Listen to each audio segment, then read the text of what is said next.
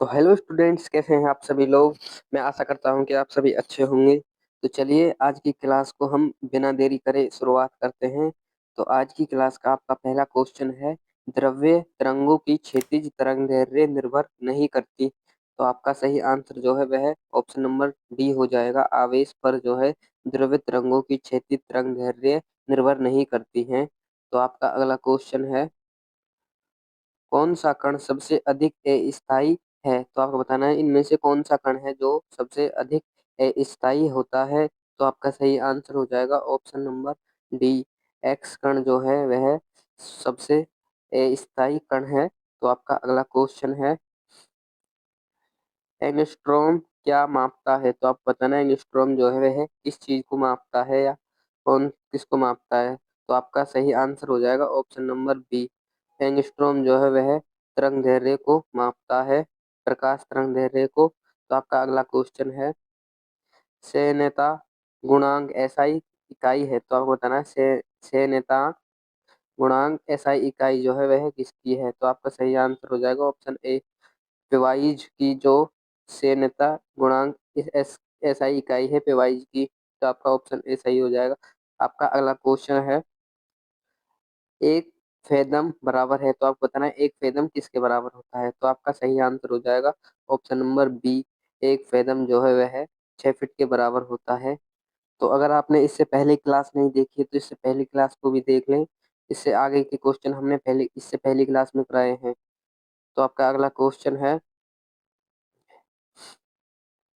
Typewriter के आविष्कारक हैं। तो आपको बताना है टाइपराइटर के जो आविष्कारक हैं वह कौन है। तो आपका सही आंसर हो जाएगा सोल्स जो है वह टाइपराइट के आविष्कारक हैं। तो आपका अगला क्वेश्चन है, जेट इंजन किस सिद्धांत पर कार्य करता है। तो आपको बताना है जेट इंजन जो है वह कौन से सिद्धांत पर कार्य करता है। तो आपका ऑप्शन नंबर सी सही हो जाएगा।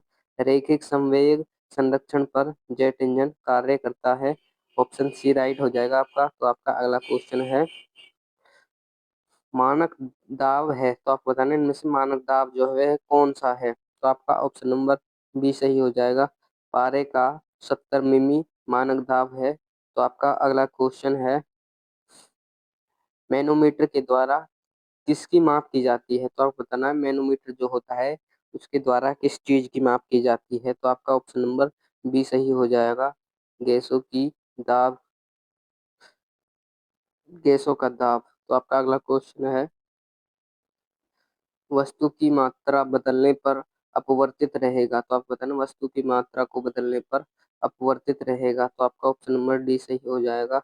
भार नहीं, सॉरी, घनत्व।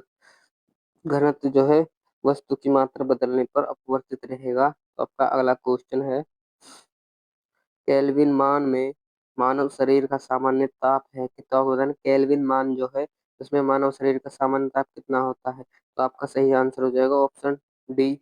310 के केल्विन मान में मानव शरीर का सामान्य ताप होता है। आपका अगला क्वेश्चन है, पारा जमता है। तो आपको बताना है पारा कितने डिग्री सेल्सियस पर जमता है। तो आपको तो आपका सही आंसर हो जाएगा option number B. -39 degree Celsius पर पारा जमता है। ऑप्शन बी राइट हो जाएगा। तो आपका अगला क्वेश्चन है, उच्च तापक्रम को मापने का यंत्र है। तो आप बताना उच्च तापक्रम को मापने का यंत्र जो है वह है। तो आपका ऑप्शन नंबर बी सही हो जाएगा। पायरोमीटर जो है वह उच्च तापक्रम को मापने का यंत्र है। तो आपका अगला क्वेश्चन है, केल्विन तापमापी में बर्फ का गलनांक होता है। तो आपको बताना केल्विन तापमापी में बर्फ का गलनांक होता है वह होता है। तो आपका ऑप्शन ए राइट हो जाएगा। 273 डिग्री के। आपका अगला क्वेश्चन है, ध्वनि का वेग सबसे ज्यादा होता है। तो आपको बताना है ध्वनि का वेग सबसे ज्यादा किस चीज में होता है। तो आपका सही आंसर हो जाएगा ऑप्शन नंबर ए। इस्पात में ध्वनि का वेग सबसे ज्यादा होता है। तो आपका अगला क्वेश्चन है, ध्वनि का वेग सर्वाधिक होता है। तो आपका सही आंसर होता है ध्वनि का वेग जो है सर्वाधिक होता है। तो आपका सही आंसर हो जाएगा ऑप्शन नंबर ए। ठोस में ध्वनि का वेग सर्वाधिक होता है। वह इस्पात में था, यह ठोस में है, ध्यान रखना।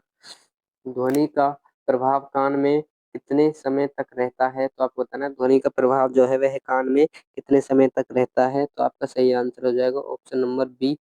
1.10 सेकंड तक ध्वनि का प्रभाव हमारे कान में रहता है। तो आपका अगला क्वेश्चन है, पानी के ऊपर तेल परत का जमना उदाहरण है। तो आपका सही आंसर हो जाएगा ऑप्शन नंबर डी, व्यक्तिकरण का।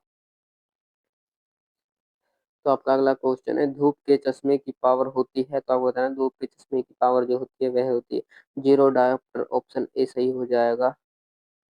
तो आपका अगला क्वेश्चन है, वायुमंडल में प्रकाश के विसरण का कारण है। तो आपको बताना वायुमंडल में प्रकाश के विसरण का कारण जो है वह धूलकण होते हैं। तो आपका ऑप्शन ए राइट हो जाएगा, धूलकण। तो आपका अगला क्वेश्चन है, पास्कल किसकी इकाई है। तो आपको बताना पास्कल जो है वह किसकी इकाई है। तो आपका ऑप्शन ए सही हो जाएगा, दाब जो है इसकी पास्कल इकाई है। तो आपका अगला क्वेश्चन है, प्रकाश की गति किसके बीच से जाते हुए न्यूनतम होगी। तो आपका सही आंसर हो जाएगा ऑप्शन ए, कांच से जाते हुए प्रकाश की गति न्यूनतम होगी। तो आपका अगला क्वेश्चन है, सूर्य की ऊष्मा पृथ्वी पर कैसे पहुंचती है। तो आपको बताना है सूर्य की ऊष्मा जो है वह पृथ्वी पर कैसे पहुंचती है।